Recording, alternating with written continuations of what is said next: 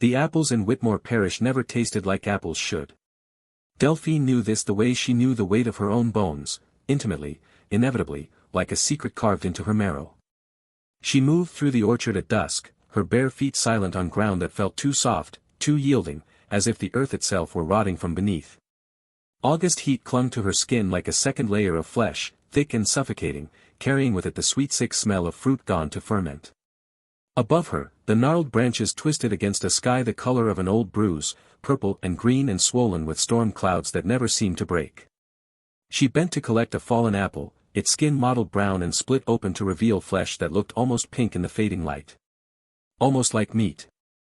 The smell hit her nose, overripe, acidic, with that underlying taste of iron that made her teeth ache even before she bit down. Not that she would bite down. Not anymore. The first time she'd eaten one of these apples, she was 6 years old, and she'd vomited for 3 hours while her mother held her hair and whispered prayers to gods whose names had been beaten out of their mouths generations ago. They planted these trees wrong, her mother had told her later, pressing a cool cloth to her forehead. Planted them over bones. Over sacred ground. The Choctaw people buried their dead here, and Master Whitmore's grandfather, he just plowed right through. Trees remember things like that.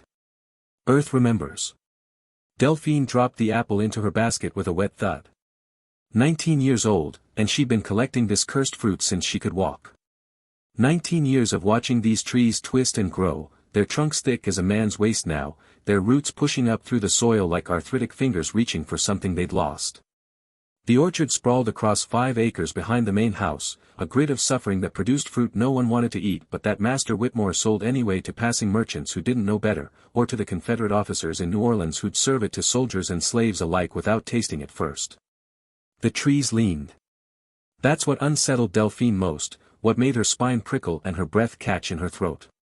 They all leaned the same direction, toward the main house, toward the whitewashed walls and black shutters and the study window where Master Cornelius Whitmore stood right now, watching her.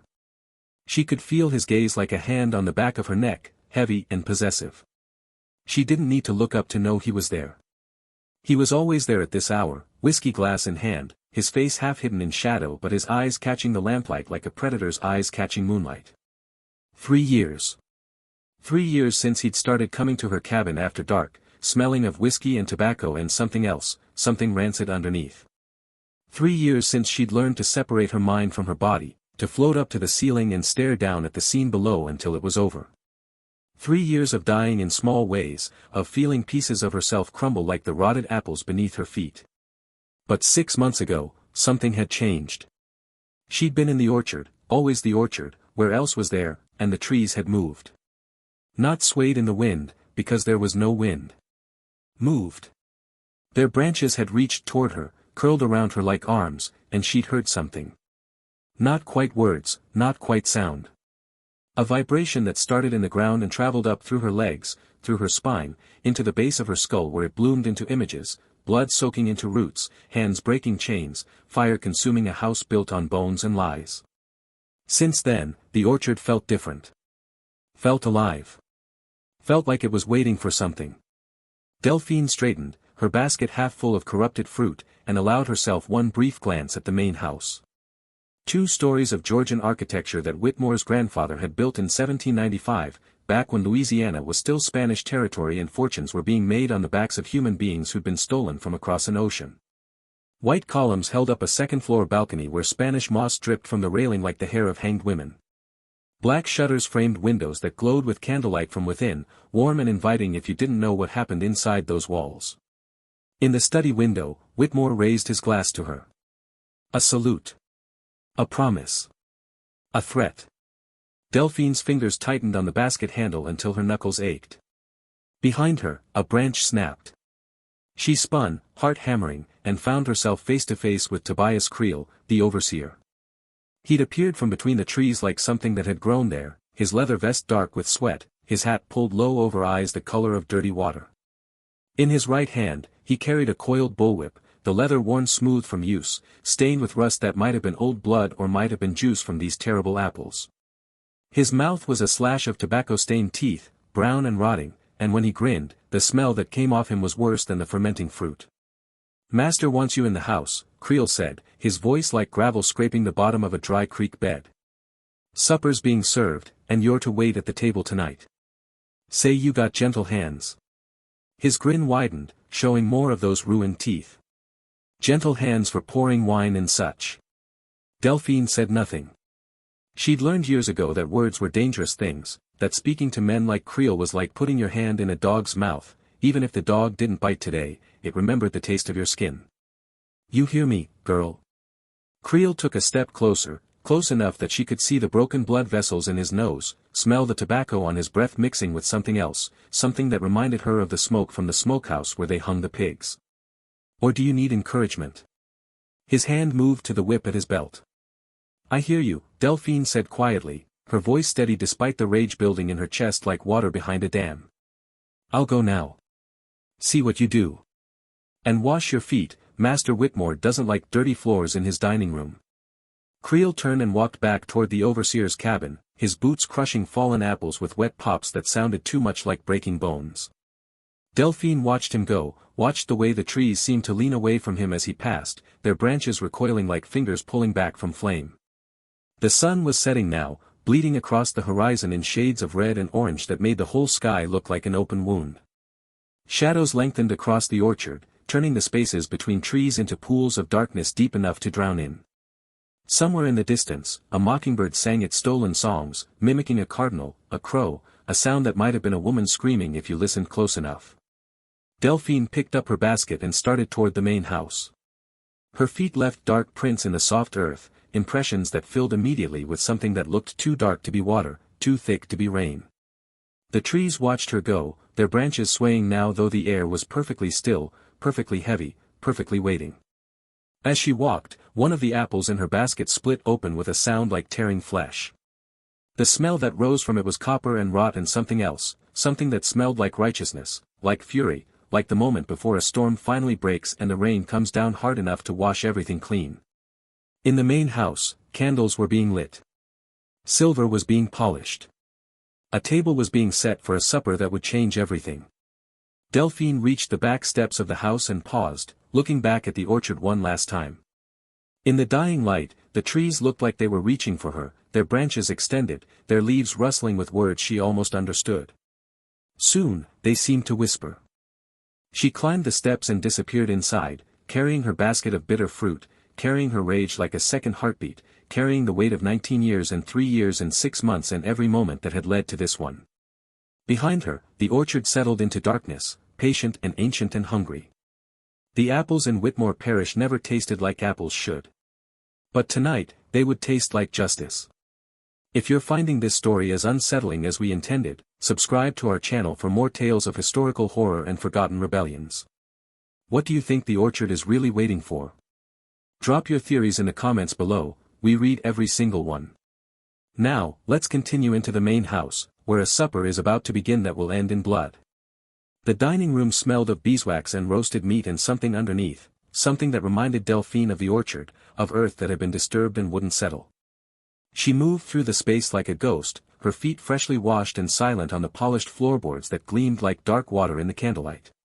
The table had been set with Master Whitmore's finest, imported china painted with delicate blue flowers that had traveled all the way from England, silverware so heavy it made her wrists ache, crystal glasses that caught the light and threw it back in fractured rainbows. Everything is perfect. Everything is pristine. Everything is built on suffering. Temperance worked beside her, an older woman with burned scars running up both arms like twisted vines, remnants of the night 10 years ago when she tried to set fire to the cotton fields and nearly burned herself alive in the process. She moved with the practiced efficiency of someone who'd served at this table for decades, her face a careful mask of nothing, her eyes fixed on some point in the middle distance where nothing could touch her. On the other side of the room, young Josiah polished wine glasses with a cloth that had been white this morning but was now gray with use. 14 years old, all sharp angles and haunted eyes, born in the quarters to a mother who died of fever before he could remember her face. He fumbled with a glass, nearly dropped it, caught it at the last second with trembling hands. Careful, Temperance murmured, so quietly that only Delphine and Josiah could hear. He's in a mood tonight. Don't give him reasons. Mercy stood by the sideboard, arranging serving dishes with hands that never quite stopped shaking. She hadn't spoken a word since 2 years ago when her twin daughters, 8 years old, mirror images of their mother, had been sold to a planter from Mississippi. Delphine had been there that morning, had watched Mercy's mouth open in a scream that never came out, had watched something vital break inside her and never repair. Now Mercy moved through the world like a woman underwater, everything muffled, everything distant, everything drowned. The front door opened, and they all went rigid. Master Cornelius Whitmore entered first, his boots clicking against the floor with the precise rhythm of a man who'd never had to hurry for anything in his life. 43 years old, tall and thick through the chest, with dark hair going silver at the temples and a face that might have been handsome if not for the cruelty that lived behind his eyes. He wore a black coat and vest, a white shirt with a cravat tied at his throat, and a gold watch chain glinting across his stomach. In his hand, he carried a glass of whiskey, not his first of the evening, judging by the slight flush in his cheeks. Behind him came his sister, Cordelia Whitmore, a thin woman in black silk that rustled when she moved like the sound of insects in dry grass. 39 years old and unmarried, which the parish gossips attributed to her sharp tongue and sharper opinions, though Delphine knew the real reason. No man wanted to marry a woman who smelled like arsenic and laudanum, who'd been slowly poisoning her complexion pale for years in pursuit of some ideal of beauty that existed only in her own deteriorating mind. Her face was powder white, her lips painted a dark red that looked nearly black in the candlelight, her hair pulled back so tightly that it seemed to stretch the skin of her forehead. "Ah, the table is set," Whitmore said, as if he hadn't known it would be, as if this weren't a ritual performed every evening at precisely 7 o'clock. "Excellent. Cordelia, please, sit." He pulled out a chair for his sister, the only woman in this house for whom he performed such a courtesy, and she arranged herself in it with the careful precision of a spider settling into a web. Her eyes moved across the enslaved people in the room, cataloguing, assessing, finding them all wanting as always. "The girl with the orchard basket," Cordelia said, her voice thin and high like a wire pulled too tight. "Delphine. You'll pour the wine tonight. Your hands are steadier than Temperance's." It wasn't a compliment. It was never a compliment. "Yes, ma'am," Delphine said, her voice empty of everything. Whitmore settled into his chair at the head of the table, spread his napkin across his lap, and gestured for the meal to begin. Temperance disappeared into the kitchen and returned moments later with the first course, oyster soup in porcelain bowls, steam rising from the surface in wavering columns. Josiah followed with a basket of bread, the crust still crackling from the oven. Delphine poured wine, imported from France, red as blood, probably costing more than the combined value of everyone serving it. For several minutes, there was only the sound of spoons against china, of chewing, of swallowing. Outside, the first rumble of thunder rolled across the parish, distant but coming closer. The candles flickered, their flames dancing despite the still air. "I've had news from the Devereaux plantation," Whitmore said, breaking the silence. He dabbed at his mouth with his napkin, leaving a small stain of soup against the white linen. "Henri is selling off some of his stock, 5 heads, all field hands, all young and strong. I've arranged to purchase them. They'll arrive by week's end. Stock. Head. As if they were cattle." Cordelia took a delicate sip of wine. "Can we afford it? The cotton prices have been." "The cotton prices are fine," Whitmore interrupted, his voice sharp. "And even if they weren't, expansion is necessary. I intend to clear another 10 acres come spring, plant it all in cotton. With the additional labor, we'll double our output. Perhaps triple it." He gestured at Delphine without looking at her, and she stepped forward to refill his glass. As she poured, his hand moved, just slightly, just enough, so that his fingers brushed against hers. A claim. A reminder of what he considered his property. Delphine's hand didn't tremble. She'd trained it not to. Temperance returned with the main course, roasted duck, golden and glistening, surrounded by potatoes that had been cooked in the duck fat until they were crispy and dark. The smell was overwhelming, rich enough to make Delphine's stomach clench with hunger she'd learned to ignore. In the quarters, they'd be eating whatever scraps were left over, maybe some cornmeal mush, maybe some salt pork that was more maggots than meat. "The discipline in the quarters has been lacking," Whitmore continued, cutting into his duck with precise strokes of his knife. The blade was silver, engraved with his family crest, a crossed sword and cotton ball, violence and commerce intertwined. "I've noticed a certain insolence. A lack of proper respect. It concerns me." You're too lenient, Cordelia said, taking a bite of potato. Father would have used the lash more frequently. Regular reminders are necessary with such people. They forget their place if you don't reinforce it. Josiah stood perfectly still by the sideboard, but Delphine could see the muscle jumping in his jaw, could see his hands forming fists against his sides before forcing them open again. Perhaps you're right, Whitmore mused. Creel mentioned that 2 of the field hands attempted to run last night. They made it as far as the river before the dogs caught them. Delphine's blood went cold. She knew who he meant, Silas and Abraham, 2 men in their 20s who'd been planning their escape for months, who'd whispered about freedom in the dark spaces between the cabins, who'd believed they could make it north if they just ran fast enough, stayed hidden long enough. They're in the smokehouse now, Whitmore continued, as casually as if he were discussing the weather. I'll have them whipped tomorrow morning. Public punishment, I want everyone from the quarters to watch.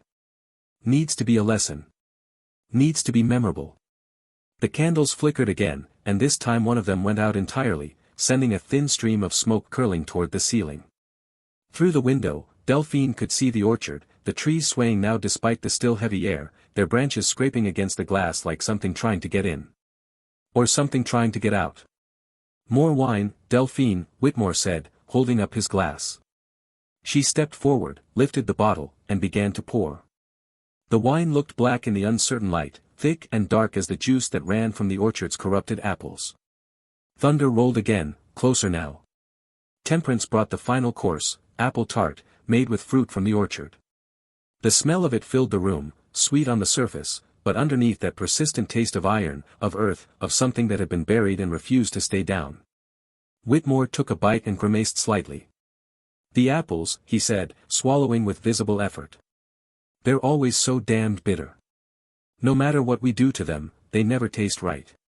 Cordelia pushed her plate away. I've told you for years, Cornelius. Cut down those trees. Plant something else. There's something wrong with that orchard. The orchard is profitable, Whitmore countered. Besides, it's been there since grandfather's time. Tradition matters. Tradition, Cordelia repeated, the word sour in her mouth. Tradition planted over Indian graves. Sometimes I think I can hear them at night, you know. Singing. Or screaming. I can't quite tell which. The room had grown darker, the remaining candles burning low, their flames turning briefly blue before flickering back to yellow. Outside, the wind had finally picked up, sending Spanish moss swaying from the balcony rails, making the shutters creak against their hinges. Delphine stood in the shadows by the sideboard, her hands at her sides, her face carefully blank. But inside, something was building, a pressure behind her eyes, a tightness in her chest, a sound like the rustling of leaves or the whisper of voices or the moment before a scream escaped a throat. The front door burst open, and Tobias Creel stumbled in, tracking mud across the polished floors that they'd spent all afternoon cleaning. His face was flushed, his breath coming hard. Master Whitmore, he said, his voice urgent. The 2 that ran, Silas and Abraham, we got them secured in the smokehouse, but there's talk in the quarters. Angry talk. I think we need to move up the punishment to tonight, make sure everyone sees. Tomorrow morning is fine, Whitmore interrupted, waving a dismissive hand. Let them stew in fear for the night. It's better that way. More effective. Creel nodded, but his eyes were nervous, darting to the windows where the storm was finally breaking, rain beginning to fall in heavy drops that sounded like fists against the glass. Delphine's hands found the edge of the sideboard, gripping it to keep herself steady. The silverware was laid out there, carving knives, serving forks, implements of civilization that could so easily become implements of something else. But not yet. Not here. Not with just knives. Whitmore pushed back from the table, patting his stomach with satisfaction. An excellent meal. Delphine, you and the others may clear. And someone fix that candle, the smoke is irritating my eyes. As they moved to clear the table, as the storm broke fully outside, as thunder shook the windows and lightning illuminated the orchard in brief, stark flashes, Delphine looked out and saw the trees, all of them, leaning hard toward the house now, their branches extended, their leaves rustling with a sound that was almost words, almost a command, almost a promise. The table was set. The stage was prepared. All that remained was the breaking. What happens when generations of injustice finally reach their breaking point? Subscribe and hit the notification bell, you won't want to miss what comes next. Have you ever felt like the world around you was waiting for something to snap? Tell us in the comments. Now, let's step into Delphine's memories, where the true weight of her chains becomes clear. The clearing took longer than it should have. Delphine's hands moved through the familiar motions, stacking plates, collecting silverware, wiping wine stains from the imported tablecloth, but her mind had slipped its moorings, drifting backward through time like a boat cut loose from its anchor. The dining room around her became translucent, a ghost of itself, and through it she could see other rooms, other moments, all the way back to the beginning. She was 12 years old, kneeling beside her mother's deathbed in a cramped cabin that smelled of blood and fevered sweat and the herbs that Temperance had brewed in a desperate attempt to stop what couldn't be stopped. Her mother, Sable, lay on the thin mattress with her eyes half open, her lips moving soundlessly, one hand pressed against her stomach where the baby, Delphine's brother who would never draw breath, had torn something vital on his way into a world that didn't want him. The trees, her mother had whispered, her voice like wind through dry grass. Don't trust the trees, Delphine. But don't fear them either. They're old. Older than this house, older than these chains. They remember what was here before. They're waiting. Waiting for what, Mama? But Sable's eyes had already glazed over, fixed on some point beyond the cabin ceiling, beyond the sky, beyond everything. Her hand went slack, and the last breath rattled out of her like something being shaken loose from a locked box. Delphine had sat there for 3 hours before Temperance found her, still holding her mother's cooling hand, still waiting for her to come back, still believing that if she just held on tight enough, death would change its mind. They'd buried Sable in the plot behind the quarters, a section of hard ground where enslaved people were laid to rest with nothing but wooden markers that the rain would wash away within a season. No words. No prayers, at least none that Master Whitmore would recognize as prayers. Just the old songs, the ones that had survived the Middle Passage, the ones that had been beaten down but never quite broken, rising from a dozen throats in harmonies that made the air shimmer. 3 years before that, when Delphine was 9, she'd watched her father disappear. She blinked, and the dining room dissolved completely. She was standing in the orchard at dawn, frost still clinging to the grass, her breath visible in the cold air. Elijah, her father, tall and strong with hands that could gentle a spooked horse or carve toys from scrap wood, stood in chains beside Whitmore's grandfather's wagon. He'd been sold, that's all the explanation anyone needed, that's all the justification required. Sold to a planter in Georgia who needed strong backs for clearing swampland. Delphine had run after the wagon, her bare feet slipping on the frozen ground, her throat raw from screaming. Her father had turned to look back at her, his face set in an expression she couldn't read then but understood now, the look of a man trying to memorize his daughter's face, trying to burn it into his mind so completely that not even death could erase it. The wagon had rolled away, disappeared into the tree line, and Delphine had stood there until her mother came and pulled her back to the quarters, both of them shaking with cold and grief and rage that had nowhere to go, nothing to strike, no way to manifest except in the hollowing out of their chests where love used to live. Don't look back, her mother had told her that night. Don't let yourself look back, baby. Looking back will kill you slower than any whip. But Delphine had looked back. Again and again. Every day for months, staring at that tree line, waiting for her father to emerge from it, waiting for this nightmare to reveal itself as something that could be undone. He never came back. In the dining room, someone said her name. Josiah, maybe, or Temperance. She couldn't tell. The present kept slipping away from her like water through cupped hands. She was 16, standing in her cabin at midnight, listening to footsteps approach across the packed earth outside. Heavy footsteps. A man's footsteps. She knew who it was before the door opened, had known this was coming since the day 3 months prior when Master Whitmore had looked at her in a new way, a hungry way, a way that made her skin crawl and her stomach turn to ice. The door opened without a knock. Why would he knock? This was his property. She was his property. He smelled of whiskey and tobacco and something else, something like the smokehouse where they hung the carcasses to cure. He closed the door behind him. The cabin was small, just a single room with a mattress on the floor, a chair, a small table. Nowhere to run. Nowhere to hide. Now, Delphine, he'd said, his voice almost gentle, which somehow made it worse. Don't make this difficult. You're a smart girl.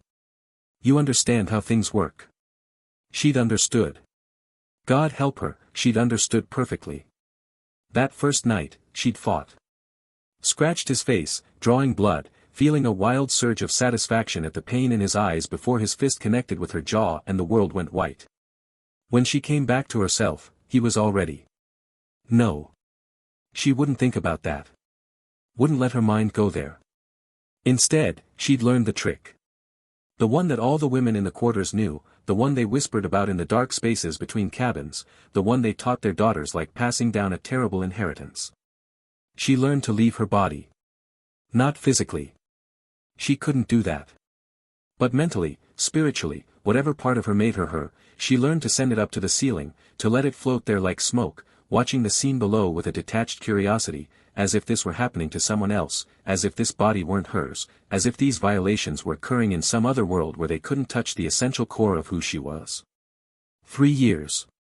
3 years of nights when he would come to her cabin, 3 years of mornings when she would wash the smell of him off her skin until the water ran cold, 3 years of dying in pieces so small that maybe she wouldn't notice when there was nothing left. But 6 months ago, something had changed. She'd been in the orchard, always the orchard, where else was safe, where else could she breathe, collecting the bitter apples in the basket, moving between the twisted trees with their reaching branches. The sun had been setting, painting the sky in shades of blood and amber, and she'd felt suddenly dizzy, her vision swimming. She'd put her hand against one of the trees to steady herself, and the moment her palm touched the rough bark, something had shifted. The tree was warm. Not sun-warmed, this was a different kind of warmth, like touching living flesh. And beneath the bark, she felt something moving. Not sap. Something else. Something that pulsed like a heartbeat. The ground beneath her feet had trembled. And then the visions came, flooding into her mind with a force that drove her to her knees. Blood soaking into roots, feeding something hungry and patient and old. Hands breaking chains, the metal snapping like dried twigs. Fire consuming a house, flames licking at white columns, smoke rising to a sky turned red. Bodies in the earth, bones beneath the roots, voices singing in languages that predated English, that predated slavery, that predated the very concept of one human being owning another. And through it all, a presence. Not malevolent, exactly. Not benevolent either. Just old. Ancient. Waiting. The trees had been planted over a Choctaw burial ground, everyone knew that, though no one spoke of it openly. Whitmore's grandfather had purchased the land in 1795, had seen the sacred mounds and ordered them plowed under, had planted his orchard directly over the bones of people who'd lived here for thousands of years before the first European ever set foot on this continent. The Choctaw called this land Yakni Himida, the beloved land. They'd buried their dead here for generations, performing ceremonies that bound the spirits to the earth, that made the ground itself a guardian of memory. And then white men had come with guns and treaties and smallpox blankets, had taken the land, had scattered the people, had buried the memory under crops and commerce. But the land remembered. The bones remembered. And the trees, planted over those bones, rooted in that sacred earth, they remembered most of all. When Delphine had finally pulled her hand away from the tree, her palm had been stained dark, not with bark, but with something that looked like old blood. It had taken 3 days of scrubbing to fade. Since then, the orchard had been different. Or maybe she'd been different. The trees moved when she passed, their branches reaching toward her like they recognized something in her, some kinship of suffering, some shared understanding of what it meant to have your humanity stripped away and buried beneath someone else's idea of civilization. She'd started hearing whispers in the rustling leaves. Not English. Not any language she knew. But somehow, she understood them anyway. They spoke of resistance. Of uprising. Of blood payment for blood debt. Of justice that came not from courts or laws or any human institution, but from the earth itself, from the bones beneath, from the weight of accumulated suffering pressing up through the soil until something finally broke through. Delphine. The sharp word brought her crashing back to the present.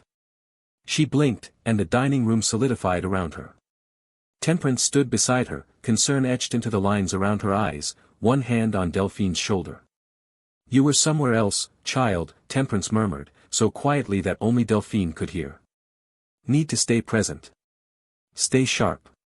He's watching." Delphine glanced toward the table. Whitmore sat there still, his chair pushed back, a fresh glass of whiskey in his hand, his eyes fixed on her with an expression she couldn't quite read. Hunger, yes. Always hungry. But something else tonight. Something that looked almost like suspicion.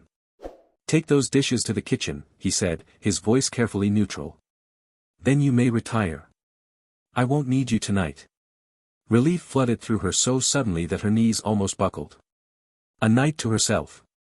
A night without him in her cabin, without his hands, without having to float up to the ceiling and watch her own violation from a distance. Yes, master, she said, gathering the remaining plates with hands that trembled only slightly.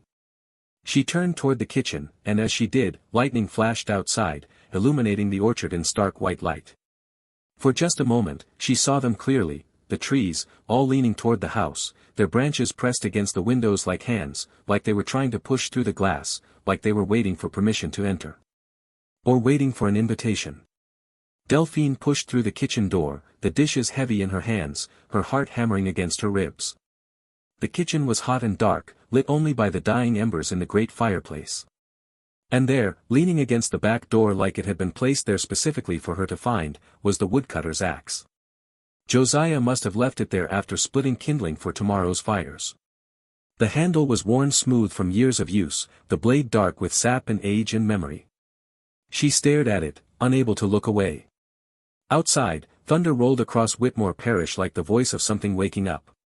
The trees pressed closer to the windows. And somewhere deep in the earth, beneath the orchard, beneath the bones, something that had been waiting for a very long time shifted in its sleep and began to dream of justice. The past never stays buried, does it? Especially not here. If you're feeling the weight of Delphine's story, subscribe to our channel, we're just getting started, and you'll want to see how this unfolds. What do you think the orchard truly represents? Drop your interpretation in the comments below. Now, let's return to that hot, suffocating kitchen, where an axe waits and a decision crystallizes. The axe handle was warm to the touch. That shouldn't have been possible, the kitchen had cooled since the last meal was prepared, the fire in the great hearth reduced to glowing embers that pulsed like a dying heartbeat. The axe should have been cold, or at least room temperature, metal and wood holding no heat of their own. But when Delphine's fingers brushed against it, the handle felt warm. Alive. Like it had been waiting in someone's hands and had only just been set down. She pulled her hand back as if burned, her breath coming faster now, her heart hammering so hard she could feel it in her throat. Through the small window above the wash basin, she could see the orchard, the trees swaying despite the stillness inside, their branches scraping against the house's walls with a sound like fingernails on wood, like something trying to claw its way inside. Girl, you all right? Delphine spun. Temperance stood in the doorway, her arms full of the last serving dishes from the dining room, her scarred forearms catching the dim light from the embers. The older woman's eyes moved from Delphine's face to the axe and back again, and something passed between them, not words, not even a look exactly, but an understanding that ran deeper than language.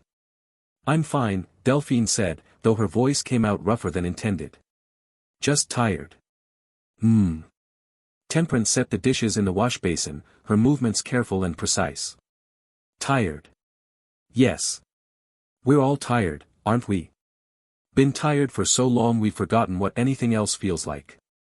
She moved to the hearth, used an iron poker to stir the embers, sending up a small shower of sparks that died before reaching the ceiling. In the brief flare of light, her face looked ancient, carved from something harder than flesh. My grandmother, Temperance said quietly, not looking at Delphine, she was Ashanti. Came across the water when she was just a girl, maybe 13, 14.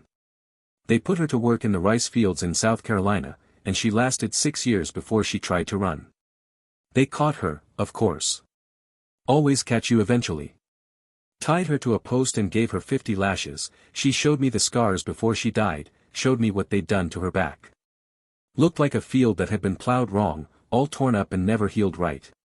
Delphine said nothing, but she moved closer, drawn by something in Temperance's voice she'd never heard before, not quite hope, but not quite resignation either. Something in between. Something dangerous. She told me, Temperance continued, that back in the old country, back in Africa before the ships came, there were stories about trees that remembered. Trees that witnessed. She said when someone was killed unjustly, their blood would soak into the roots, and the tree would remember that person forever. would hold their story in its wood, in its leaves, in the fruit it bore. She said justice might be delayed, might take years or generations, but trees were patient. Trees could wait. Outside, lightning flashed, throwing the kitchen into sharp relief for just a moment, the hanging pots and pans, the scarred wooden table, the axe leaning against the door, and Temperance's face, half in shadow, her eyes bright with something that might have been tears or might have been reflected fire.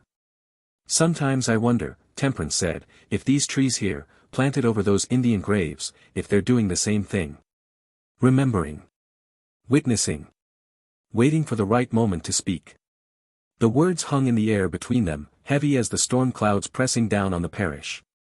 In the dining room beyond, they could hear Whitmore's voice, loud and slurred now from the whiskey, holding forth about something, cotton prices, probably, or the necessity of discipline, or some other topic that reduced human beings to commodities and violence to management strategy. Delphine's eyes went back to the axe. Don't, Temperance said softly. Not yet. Not like this. You do something now, alone, they'll kill you. Kill all of us, probably. Make examples. String us up in the orchard alongside whatever's left of Silas and Abraham after tomorrow's whipping. Then when? The words escaped before Delphine could stop them, raw and desperate. When, Temperance? How much longer are we supposed to wait? How much more are we supposed to endure? I don't know, child. I truly don't. But I know this, when the moment comes, you'll feel it. Won't be a decision you make. It'll be a decision that makes itself, like water finally breaking through a dam. And when that happens. She trailed off, her eyes distant. When that happens, you make sure you're not alone. You make sure others are ready to move with you. One woman with an axe is a tragedy. A dozen people rising together, that's something else entirely. That's a revolution. Footsteps in the hallway, heavy, male, unsteady. Whitmore, heading back through the house toward his study. Both women went silent, became statues, barely breathing until the footsteps passed and a door slammed somewhere in the depths of the house. Go on now, Temperance said, her voice returning to its usual flat effect, the mask sliding back into place. Get yourself to your cabin. Get some rest. You'll need your strength for tomorrow. Delphine nodded, moving toward the back door, careful to step around the axe without touching it. But as she passed, she felt its presence like heat from a banked fire, felt it calling to her in a language that had nothing to do with words. Soon, it seemed to whisper. Soon, but not yet. Wait for the break. Wait for the moment when the dam can't hold anymore. She slipped out into the night, into air so thick with humidity it felt like drowning.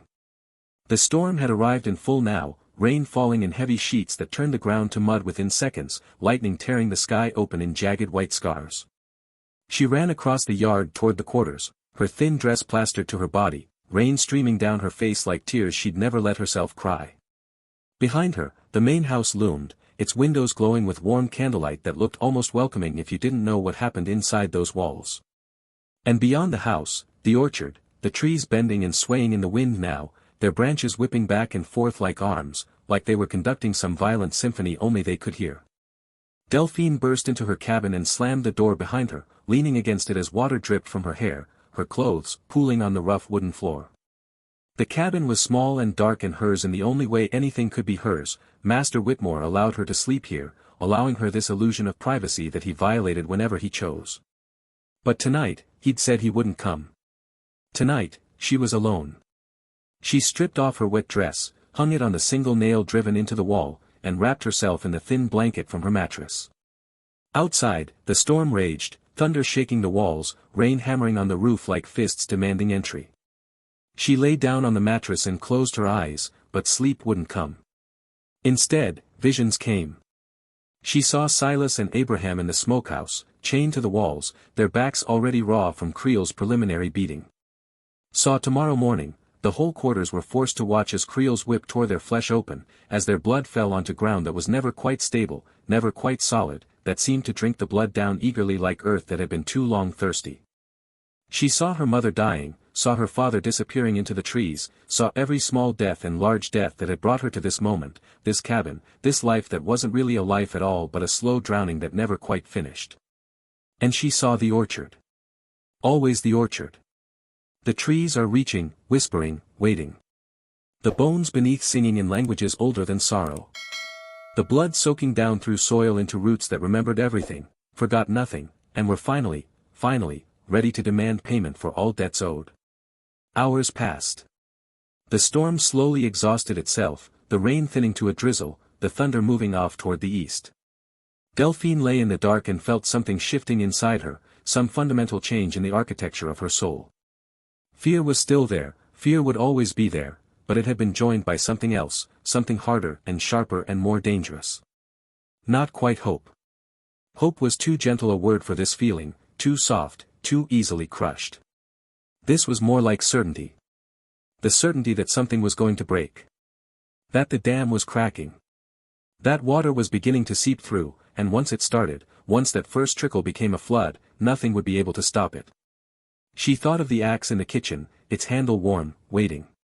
She thought of Temperance's words, one woman with an axe is a tragedy. A dozen people rising together, that's something else entirely. She thought of Silas and Abraham, their backs about to be torn open, their blood about to water the earth. She thought of the trees, leaning, reaching, whispering their ancient promises of justice deferred but never forgotten. Somewhere deep in the night, a mockingbird sang, but the song it sang wasn't any bird called Delphine had ever heard. It sounded almost like words. Almost like a command. Almost like permission. The rain stopped. The clouds parted. Through her small window, Delphine could see stars, cold and distant and indifferent to human suffering, burning in a sky that stretched on forever, uncaring whether anyone lived free or died in chains. But beneath those stars, beneath that indifferent sky, the earth was different. The earth remembered. The earth kept accounts. And the earth, sooner or later, always collected what it was owed. Delphine closed her eyes and felt herself sinking, not into sleep, but into something deeper, something that felt like the space between heartbeats, the moment before a blade falls, the instant before everything changes forever. Tomorrow, Silas and Abraham would be whipped. Tomorrow, their blood would soak into hungry ground. Tomorrow, something would break. She could feel it coming like you could feel a storm building on a clear day, like you could feel winter in your bones before the first frost, like you could feel death approaching even when you were still breathing. The orchard knew. The trees knew. The bones beneath the roots knew. And now, finally, Delphine knew too. The moment was almost here. Can you feel it? That electricity in the air before the storm breaks. We're right on the edge now. Subscribe so you don't miss the moment when everything explodes, and believe us, it's coming.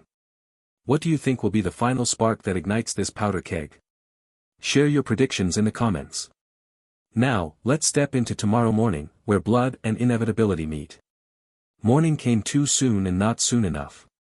Delphine woke to the sound of the bell, the same iron bell that called them to the fields every dawn, that measured out their lives in increments of labor and suffering. But today the bell rang differently, its tone sharper, more insistent. Not a call to work. A summons. She dressed quickly in the gray light filtering through her window, pulling on the same dress that had dried stiff overnight, still carrying the smell of rain and the dining room and rotted apples. Outside, she could hear voices, low murmurs of fear and resignation as people emerged from their cabins, moving like shadows toward the central yard where the whipping post stood. The sky was the color of a bruise that hadn't quite healed, purple-gray and swollen with moisture that hadn't yet decided whether to fall. The air tasted like copper and coming rain. By the time Delphine reached the yard, perhaps 30 people had already gathered, everyone from the quarters, from the eldest woman who could barely walk to the youngest child who didn't yet understand what he was about to witness. They formed a rough semicircle around the post, their faces carefully blank, their bodies held in that particular stillness that came from knowing that any wrong movement, any sign of sympathy or anger, could put them next to the post themselves. Master Whitmore stood to one side, dressed in his riding clothes, his face clean-shaven and composed despite the whiskey he'd consumed the night before. Beside him, Cordelia clutched a handkerchief to her nose, her powder-white face even paler in the dawnlight, her eyes glittering with something that might have been anticipation or might have been fear. She'd come to watch. She always came to watch. Tobias Creel stood by the post, his whip already uncoiled, the leather dark and stained and supple from use. He was grinning, actually grinning, his tobacco-stained teeth visible, his eyes bright with the particular pleasure that some men took in sanctioned violence. And at the post, chained with their hands above their heads, their backs already bare, stood Silas and Abraham. Delphine's breath caught. She'd known them since childhood, Silas with his quick laugh and gentle hands, Abraham who could sing in a voice so pure it made even the overseer stop and listen. Both in their 20s, both strong, both foolish enough or brave enough to believe that freedom was something they could reach if they just ran fast enough. Their backs were already marked from the preliminary beating Creel had given them in the smokehouse. Fresh wounds, still seeping, not yet scabbed over. The morning light made the blood look black. "Let this be a lesson," Whitmore said, his voice carrying across the silent yard. "Running is not tolerated. Disobedience is not tolerated. You all have your place in this world, and that place is here, working the land I provide, earning the food and shelter I generously supply." These two forgot that. They forgot their place. They forgot that everything they are, everything they have, belongs to me. He nodded to Creel. "Proceed. 20 lashes each." 20. Delphine felt the number like a physical blow. 20 could kill a man if delivered with enough force. 20 could tear a back open to the bone, could sever muscles, could. The first crack of the whip cut through her thoughts like lightning through a tree. Silas's body jerked against the chains, his muscles going rigid, but he didn't cry out. Not yet. The whip had opened a line across his shoulders that immediately began to bleed, the blood running down his back in thin rivulets that looked like the branches of the trees in the orchard, spreading, reaching, searching for somewhere to take root. The second lash crossed the first, creating an X of torn flesh. The third struck lower, across his ribs. By the fifth, Silas was screaming, a sound that seemed to tear itself from somewhere deeper than his throat, somewhere down in his chest where the soul lived. The sound echoed across the yard, across the fields, out toward the orchard where the trees stood perfectly still now, as if listening. Delphine's hands had formed fists so tight her nails cut into her palms.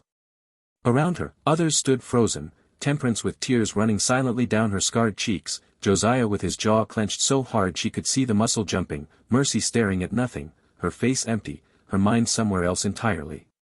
10 lashes. Silas was sobbing now, his body sagging against the chains, held up only by the iron shackles around his wrists. His back was no longer a back but a ruin of flesh, blood pouring down to soak into the ground at the base of the post. And the ground. Delphine blinked. The ground beneath Silas was moving. Not obviously, not in a way that others would notice, but she could see it, could feel it. The earth was drinking the blood eagerly, pulling it down, down, down to where the roots waited, where the bones sang, where something old and patient had been sleeping and was now beginning to wake. "Switch to the other one," Whitmore said, his voice flat, bored even. "Give Abraham his 20. Then we'll finish with Silas." Creel moved to Abraham, raised the whip. And something inside Delphine snapped. Not broke. Snapped. Like a rope pulled too tight for too long, like a branch bent until the wood finally gave way, like the moment when water behind a dam found the first crack and began to push through with the weight of years behind it. She was moving before she realized she'd decided to move, pushing through the crowd, her feet carrying her not toward the whipping post but back toward the main house. Behind her, she heard Temperance call her name, sharp, urgent, afraid, but the sound seemed to come from very far away, filtered through water or time or the roaring in her ears that sounded like wind through leaves, like voices singing in dead languages, like permission finally granted. The back door of the house stood open, they always left it open during punishment so the screams would carry inside, so everyone would be reminded of what disobedience cost. Delphine crossed the threshold into the kitchen, into shadow, into the space where the axe waited. It was exactly where she'd left it, leaning against the wall by the door. When her hand closed around the handle, the wood was warm, not warm like sun-heated, but warm like flesh, like something living, like something that had been waiting for this exact moment, this exact hand, this exact purpose. The weight of it felt right. Felt perfect. Felt like justice taking physical form. She turned back toward the door, toward the yard where another scream tore through the morning air, Abraham's scream now, his blood joining Silas's in the thirsty ground, and something shifted in the world around her. The light changed, becoming sharper, more defined. The air grew thick, pressing against her skin like water, like she was moving through something denser than the atmosphere, something that had weight and presence and intent. Through the kitchen window, she could see the orchard. The trees were leaning hard now, all of them, bending toward the house at impossible angles, their branches pressed against the windows like hands, like they were trying to push through the glass, like they were waiting for an invitation to enter. Now, they whispered. Now, now, now. Delphine walked back outside, the axe held low against her leg, partially hidden in the folds of her dress. The whipping had stopped, Abraham hung limp in his chains, his back a red ruin, his head lolled forward. Creel was coiling the whip, preparing to return to Silas for the final 10 lashes that would likely kill him. No one was looking at her. All eyes were on the post, on the broken men, on the theater of violence that Master Whitmore had staged to remind them all of their place in his world. She crossed the yard. 30 feet. 20. 10. Temperance saw her first. The older woman's eyes went wide, her hand moving to her mouth, but she didn't call out, didn't raise the alarm.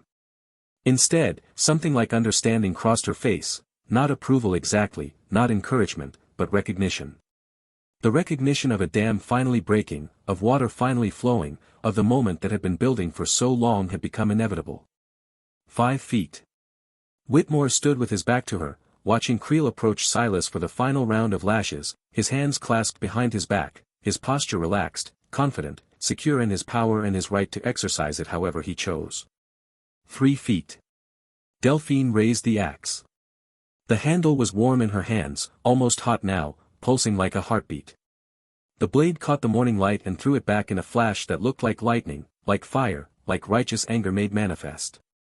2 feet. Whitmore started to turn, perhaps sensing something, perhaps feeling the change in the air or hearing the sudden collective intake of breath from 30 people who saw what was about to happen and couldn't quite believe it even as they witnessed it. What, he began. The axe came down. The first blow caught him in the shoulder, exactly where the neck met the body, shattering the collarbone with a sound like a tree branch snapping, biting deep into muscle and sinew. Blood sprayed, not a trickle, not a seep, but a fountain, hot and red and vital, splashing across Delphine's face, her dress, the ground at her feet. Whitmore's scream was high and surprised, more shock than pain yet, his body trying to process what his mind couldn't quite accept, that his property had struck him, that his possession had turned weapon, that the natural order of his world had inverted in a single moment of violence. He tried to raise his hands, tried to ward off the next blow, but his left arm wouldn't work anymore, the shoulder joint destroyed, the arm hanging useless. His mouth opened, forming words, commands, probably, or curses, or pleas, but no sound emerged except a wet gurgling. The second blow caught him across the side of the head. The third. The third blow split Master Cornelius Whitmore's skull like an overripe melon. He dropped without ceremony, without dignity, his body crumpling to the mud beside the whipping post where so many others had bled before him. His blood, the blood of the master, the owner, the man who'd believed himself untouchable, poured into the same earth that had drunk the blood of Silas and Abraham and countless others whose names had been forgotten but whose suffering the ground remembered perfectly. For a moment, the world held its breath. 30 people stood frozen in the gray morning light, staring at the impossible thing that had just happened, at the body in the mud, at Delphine standing over it with the axe still raised, blood dripping from the blade, her chest heaving, her eyes wild with something that was part terror and part exaltation and part relief so profound it looked almost like madness. Then Cordelia Whitmore screamed. The sound shattered the stillness like a rock through glass.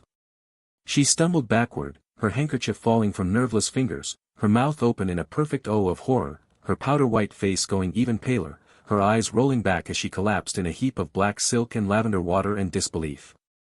Tobias Creel reached for the pistol at his belt. But Josiah was already moving. The boy crossed the distance between them in 3 strides, the carving knife he'd taken from the kitchen glinting in his hand, the same knife he'd used to slice duck the night before, the same knife that had served Master Whitmore's suppers for years. Now it serves a different purpose. The blade caught Creel in the throat, just above the collar, sinking into the hilt. The overseer's eyes went wide, his hands fumbling at the knife, at his ruined neck, blood bubbling between his fingers as he tried to speak, tried to give orders, tried to maintain the authority that was literally draining out of him with every pulse of his failing heart.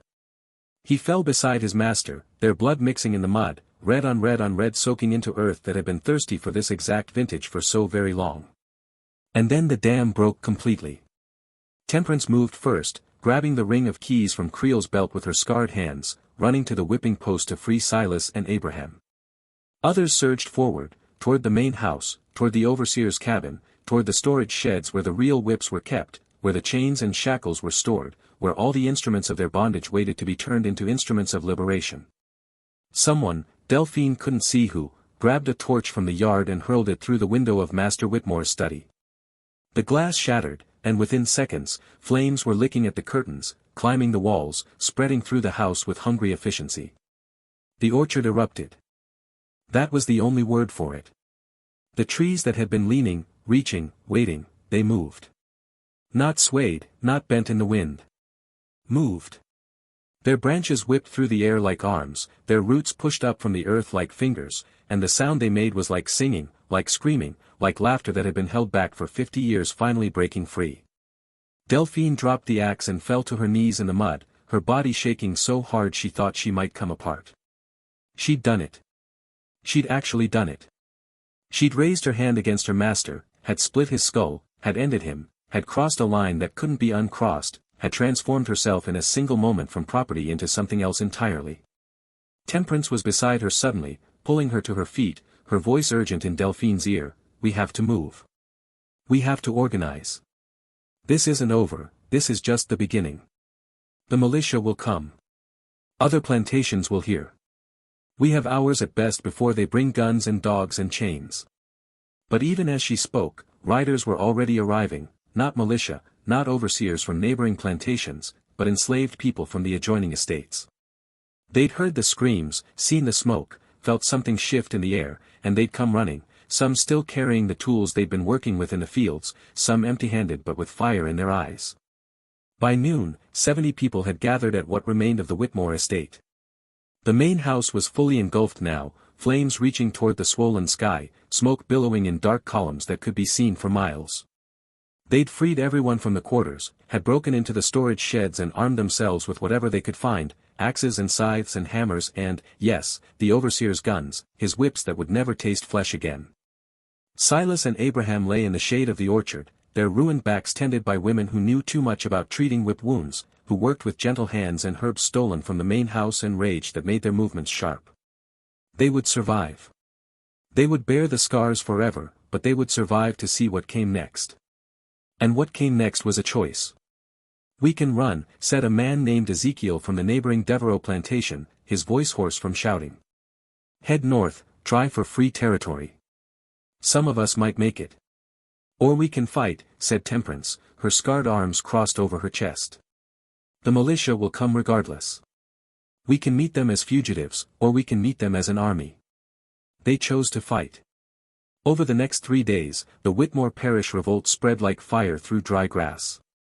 7 plantations rose up, their enslaved populations overwhelming their masters through sheer numbers and desperate fury. Some owners died. Some fled. Some barricaded themselves in their homes and waited for salvation that came too late or not at all. The militia arrived on the 4th day, 50 armed men from New Orleans and Baton Rouge, with dogs and chains and orders to put down the rebellion with maximum force and minimum mercy. The battle lasted 6 hours. When it ended, 32 enslaved people lay dead in the fields they'd once worked. 21 had been captured and would face execution or worse. But 47 had vanished into the swamps and forests, melting away like morning mist, carrying with them the memory of 3 days when they'd been free, when they'd tasted what it meant to be human rather than property, when they'd proven that the system of bondage wasn't as unbreakable as their masters claimed. And Delphine? The official records say she died in the fighting, cut down by militia rifles along with so many others. They buried her, or someone they claimed was her, in an unmarked grave beside the burned ruins of the Whitmore estate, in soil still dark with blood, in earth that remembered everything. But the people who lived in Whitmore Parish, who worked the land that was eventually divided up and sold to new owners who pretended the revolt had never happened, who planted new crops over the same cursed ground, they told different stories. They said that on the night after the battle, when the militia had withdrawn and the dead lay uncounted in the darkness, the orchard had come alive. The trees had moved, had reached down with their branches, had pulled certain bodies into the earth itself, had drawn them down into the roots where something old and patient was still waiting, still remembering, still keeping accounts. They said Delphine was one of those bodies. That she'd gone into the earth not as a corpse but as something else. A seed. A memory. A promise. The orchard still stands, though the main house burned to nothing but foundation stones in 1842 when someone, no one knows who, returned in the night and finished what the first fire had started. The trees still bear fruit, bitter apples that taste like iron and earth and something that might be justice or might be vengeance or might be both twisted together so tightly they're indistinguishable. And sometimes, when the moon is dark and the air is heavy with coming rain, people walking through that orchard say they see her. A young woman moving between the trees, an axe handle visible just at the edge of her skirt, her face set with the particular expression of someone who's made a choice that can't be unmade, who's crossed a line that can't be uncrossed, who's transformed herself from victim into weapon into legend. She doesn't speak. Doesn't threaten. Doesn't need to. She just walks among the trees, and the trees lean toward her like old friends, and together they remember. Remember the taste of blood in soil. Remember the sound of chains breaking. Remember the moment when a 19-year-old woman decided that enough was enough, that death with dignity was preferable to life as property, that some debts could only be paid in blood and fire and righteous rage. The enslaved people who worked that land in the years after the revolt, who were eventually freed by a war that came too late for too many, who stayed or left as their circumstances allowed, they passed the story down through generations. Whispered it to their children and their children's children, not as a ghost story but as a reminder. A reminder that resistance was possible. That the systems of oppression, no matter how entrenched, could be challenged. That even when the outcome was uncertain, even when the cost was high, there was value in standing up, in saying no, in refusing to accept that suffering was inevitable or that injustice was natural or that anyone had the right to own another human being. The orchard remembers. The earth remembers. And on certain nights, when the apples fall and rot and release their bitter scent into the air, you can almost hear it, the sound of an axe splitting wood, of chains breaking, of voices raised not in lamentation but in defiance, singing songs in languages that predate the very concept of slavery, that will outlast it, that carry in their melody the promise that nothing, nothing, stays buried forever. Justice delayed is not justice denied. Sometimes it just takes root in the dark, growing slowly, patiently, until the moment comes when it finally breaks through the surface, when it finally bears fruit, when the weight of accumulated debt becomes too heavy for the earth to hold and something breaks, something shifts, something transforms. And the trees? The trees that were planted wrong, over sacred ground, over bones that remembered? They're still there. Still waiting. Still watching. Still reminding anyone who walks beneath their branches that resistance is written into the very roots of this land, that rebellion is as natural as seasons changing, that the arc of justice might be long but it bends, always, toward a reckoning. Delphine raised an axe mid-supper in 1840 and changed the world, maybe not permanently, maybe not completely, but enough. Enough to prove it could be done. Enough to plant a seed that would grow in ways she never lived to see. The orchard remembers her. The earth holds her story. And somewhere in the darkness between the trees, she walks still, patient and eternal, waiting for the next moment when someone needs reminding that chains can be broken, that masters can fall, that nothing, not bondage, not suffering, not injustice itself, lasts forever. The apples in Whitmore Parish never tasted like apples should. But they taste like memories. Like resistance. Like the bitter, necessary price of freedom. And that, perhaps, is exactly how they should taste after all. The Whitmore Parish Revolt of 1840 reminds us that resistance takes many forms, and that the stories of those who fought against injustice, even when those battles were lost, deserve to be remembered and honored. If this story moved you, subscribe to our channel for more forgotten histories and tales of rebellion that history tried to bury.